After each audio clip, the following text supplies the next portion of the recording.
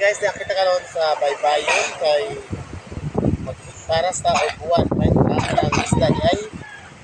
May na lang. Ito rin yung upuan.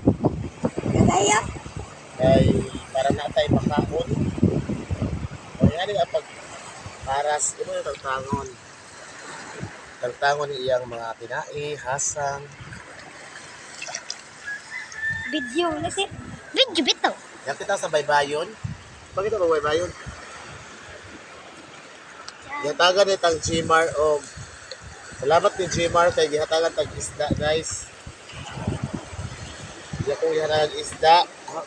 So hari parason. Napausa.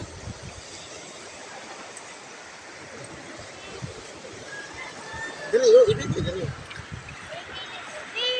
Sound pagparas ng anaon. Itong mga tao dahil ano na siya guys. Ang tangon o mga tinae.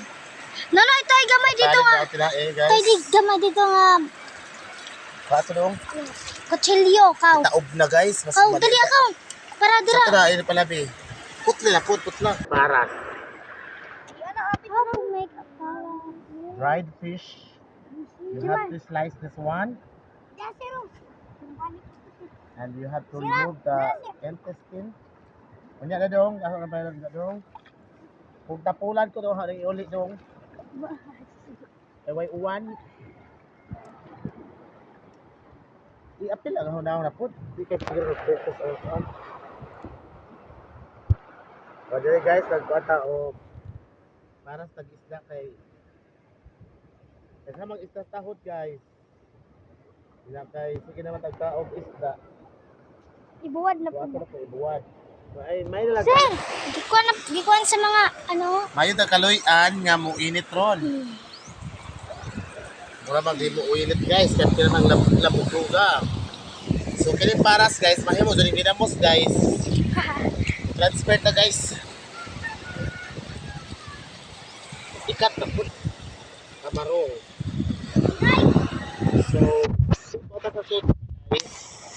Malangsa ang kusina ko. Pag-decide ko nga rin ako sa Bye-bye. baybayon.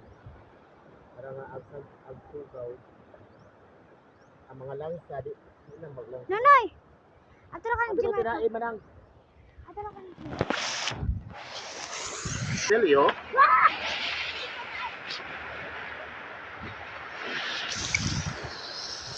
Sinong parason? Yuya, ibo na ni. Ha?